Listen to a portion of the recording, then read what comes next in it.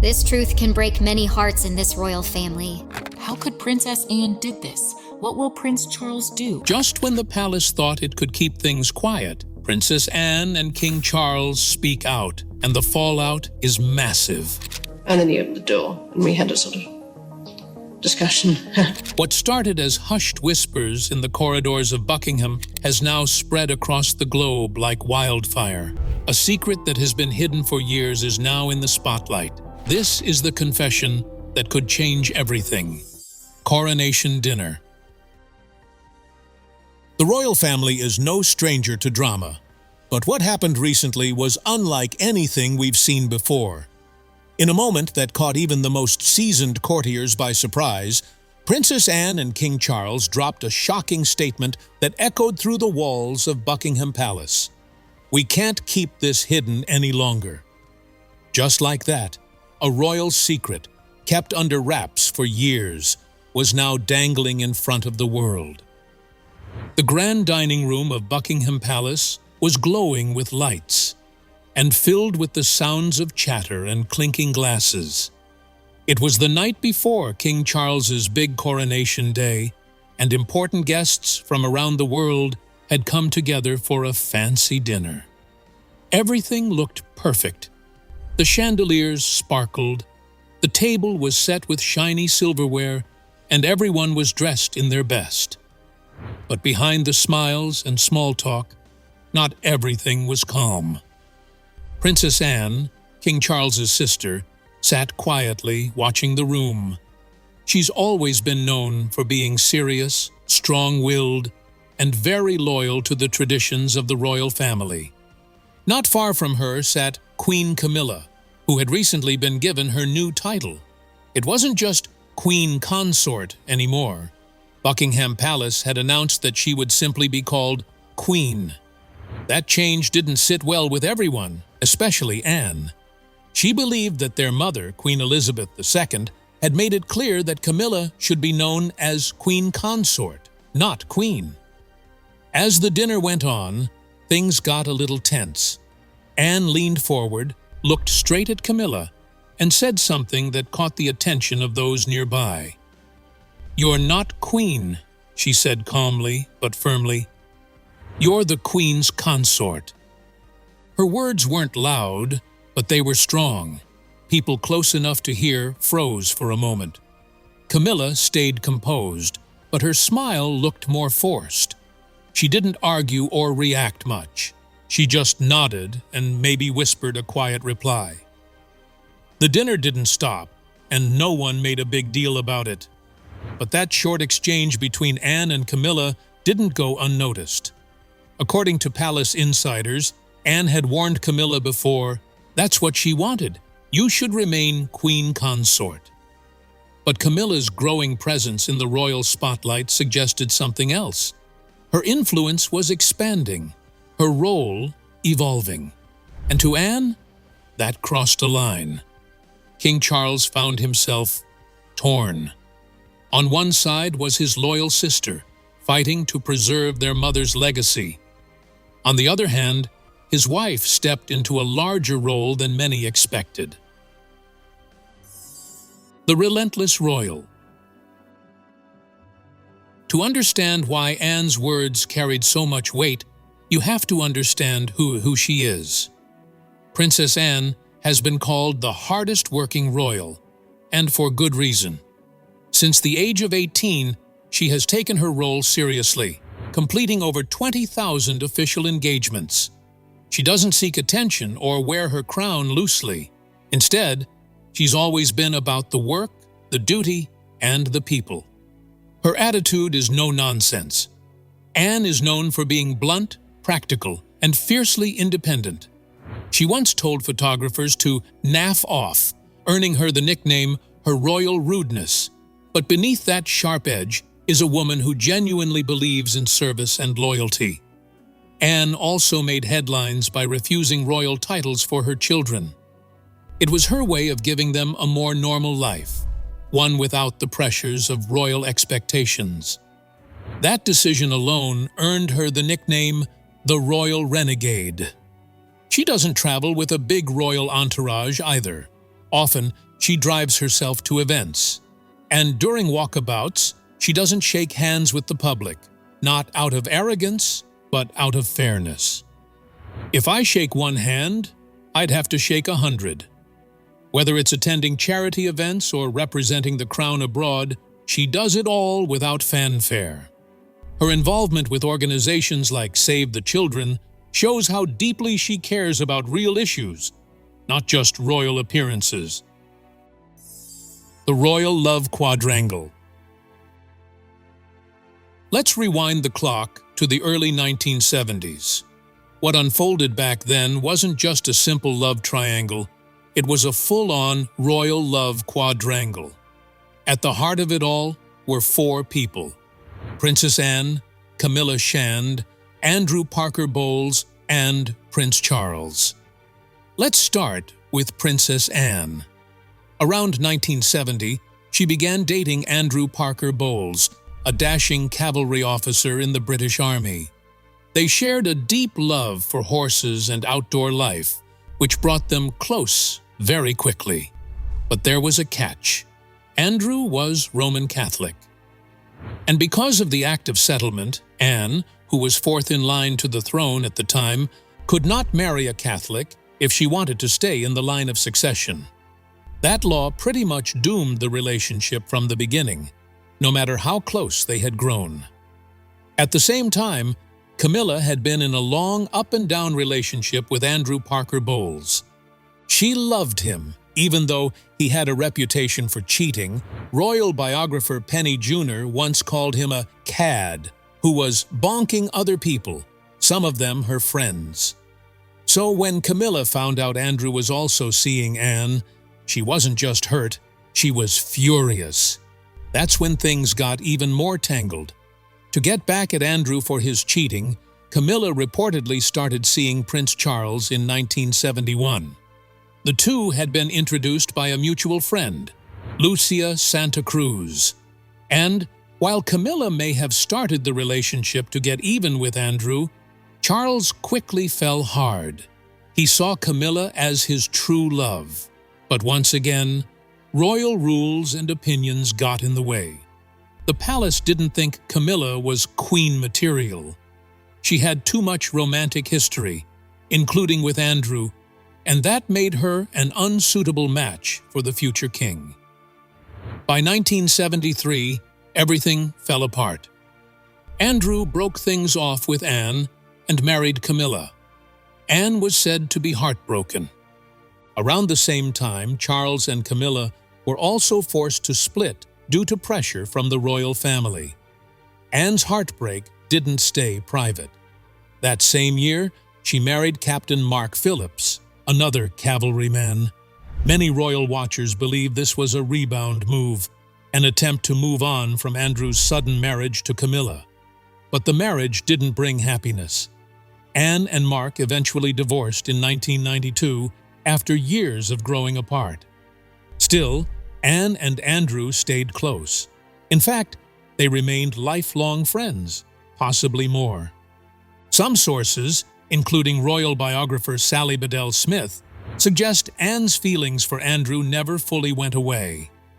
Even after both of them were married, there were rumors that they continued some kind of relationship. Bedell Smith even pointed to Anne's separation from Mark Phillips in 1989, hinting that Anne's alleged affair with Andrew among the names mentioned played a part in the split. Their connection ran deep. Andrew is godfather to Anne's daughter, Zara Tyndall, and Charles is godfather to Tom Parker Bowles, the son of Camilla and Andrew. These close godparent ties only added more emotional complexity to an already tangled past. But through it all, one thing remained clear: the tension between Anne and Camilla. Long road to becoming queen. Camilla's path to this position was anything but easy. Her relationship with Charles had always been a source of public controversy, especially during his marriage to Princess Diana. In the 1980s and early 90s, the public saw her as the other woman. The situation got worse after the now infamous Camilla Gate, scandal in 1992, when private phone calls between Charles and Camilla were leaked. Then came Diana's famous 1995 interview where she said, "There were 3 of us in this marriage," making it painfully clear to the world how much Camilla had impacted the royal relationship. After Diana's tragic death in 1997, Camilla became one of the most disliked women in Britain. Her name was linked with heartbreak, betrayal, and scandal. It wasn't just the public who had doubts. Some members of the royal family didn't trust her either. Princess Anne, in particular, reportedly had a cold attitude toward Camilla. According to royal authors like Angela Levin and Penny Junor, Anne found Camilla's presence difficult. Anne allegedly believed Camilla would never be a real queen and kept her at arm's length. But Camilla didn't try to fight back publicly or seek sympathy.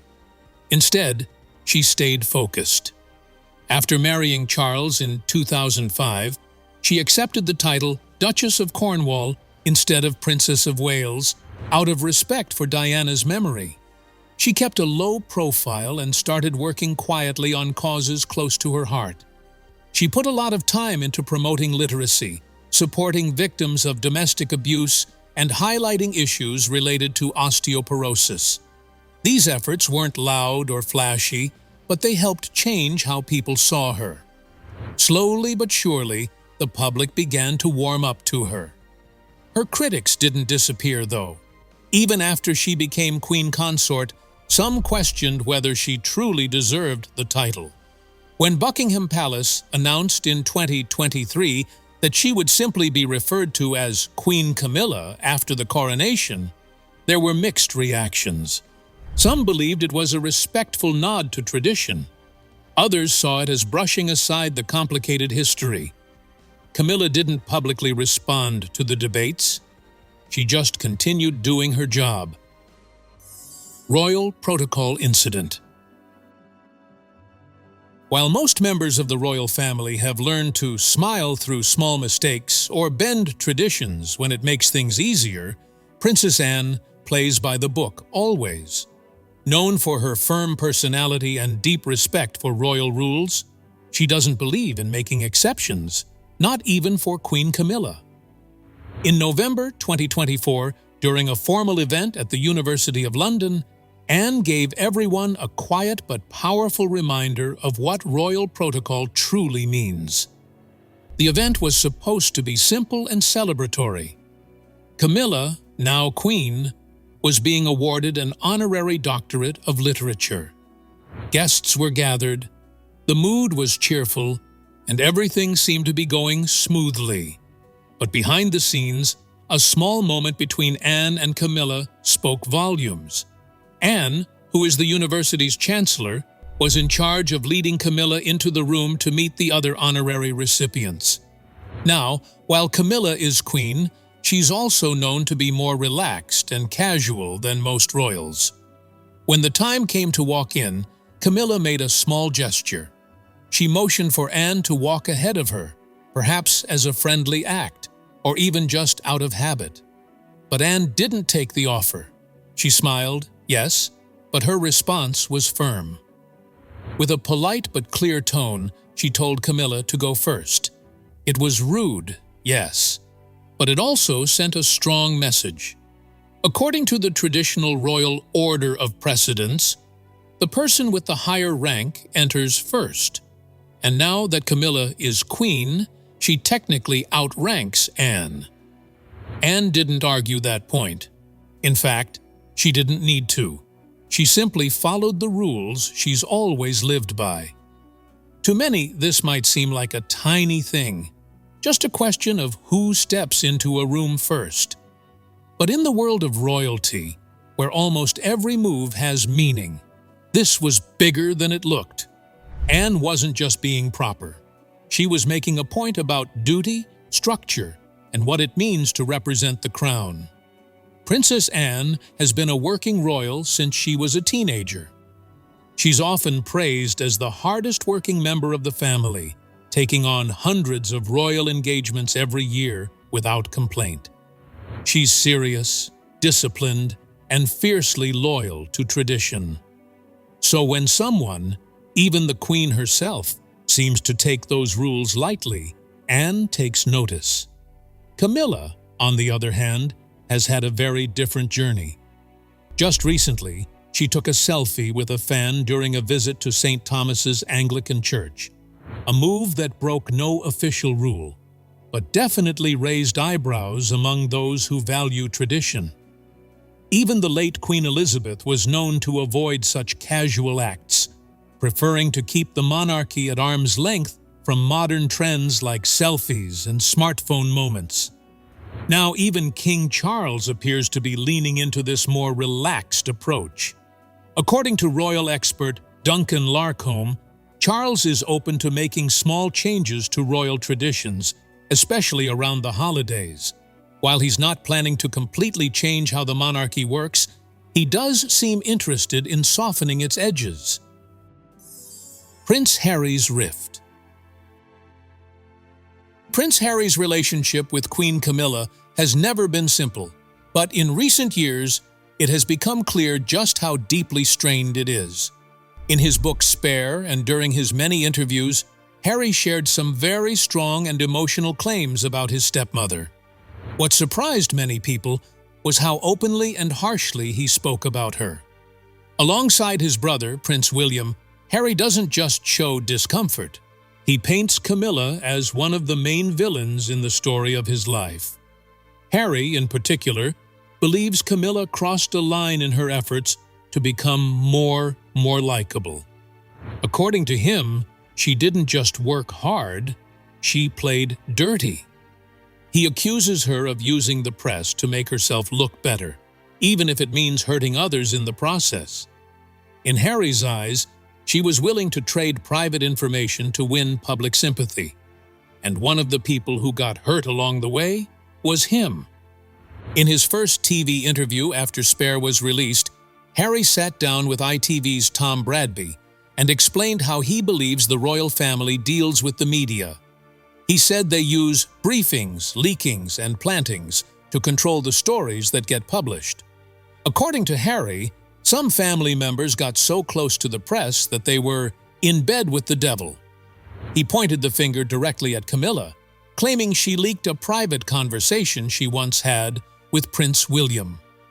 While later reports from the Telegraph suggested it was actually Camilla's assistant who leaked the story, who was quickly fired, Harry clearly believed Camilla was responsible for it all.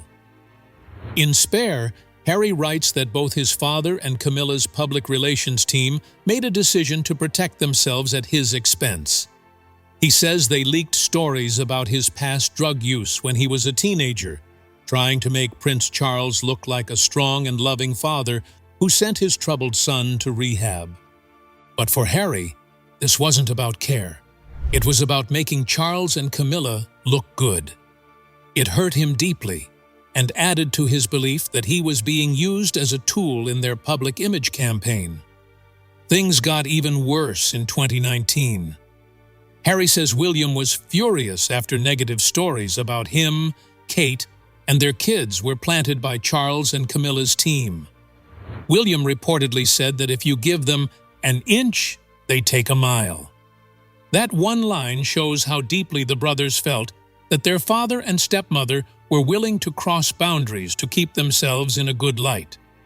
Harry didn't hold back in his second major interview either. While speaking with Anderson Cooper on 60 Minutes, he called Camilla dangerous. He said she was so close to the press that she would give them private details in exchange for better coverage.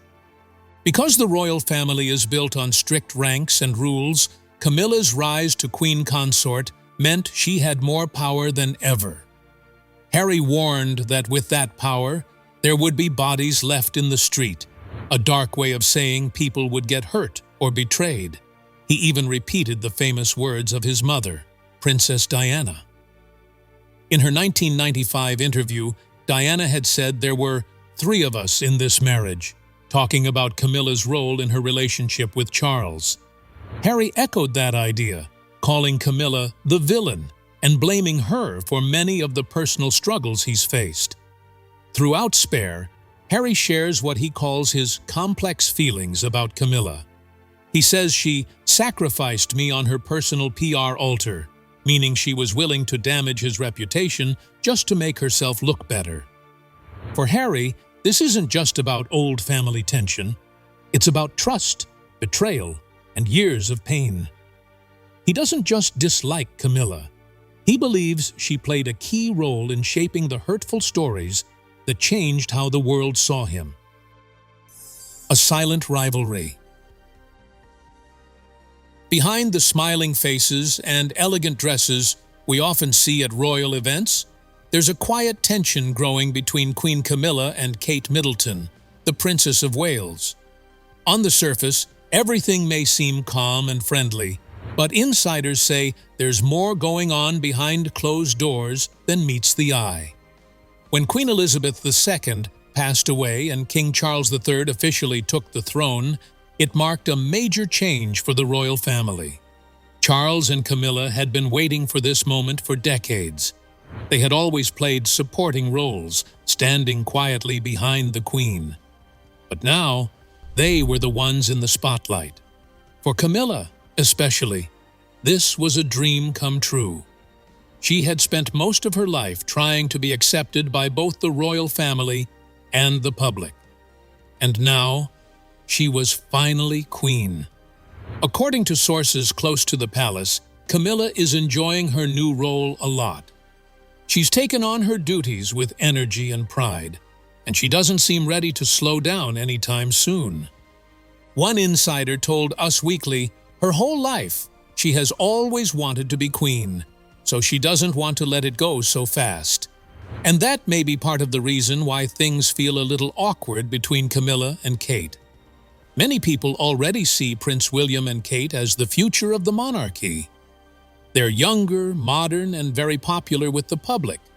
Kate, in particular, is seen as a strong and graceful future queen. But Camilla doesn't seem eager to hand things over just yet. Reports suggest that she's holding on to her duties tightly and not making it easy for Kate to step into the spotlight. Insiders say Camilla is hesitant to pass on her duties, and that her relationship with Kate has always been a bit tense. There are some clear differences between the two women. Camilla had a difficult path to becoming queen. Her history with King Charles, especially the way it affected Princess Diana, made her a controversial figure for many years. She had to work hard to gain public approval. Kate, on the other hand, has been well-liked since she first appeared on the royal scene. With her calm attitude, elegant style, and strong work in charity, she has naturally become a favorite among the British public. That contrast may be adding to the silent competition between them. And it's not just between Camilla and Kate. There are also hints of rivalry between King Charles and Prince William. While their public relationship seems close, insiders say there's some tension when it comes to royal duties and attention. One royal source compared it to how Charles once felt overshadowed by Princess Diana. Now, people are focusing more and more on William and Kate, and that shift may make Charles feel a bit uneasy, even if he's proud of his son. All these little moments, Camilla's strong grip on her role, Kate's growing popularity, and the public looking ahead to the next generation, are creating a fragile situation inside the palace. Camilla and Kate are polite to each other in public, always smiling and standing side by side. But according to those in the know, their relationship is more formal than friendly. They are both fully aware of their positions and of the fact that the crown may shift again sooner than expected. We hope you enjoyed this video. Stay tuned for more amazing stories.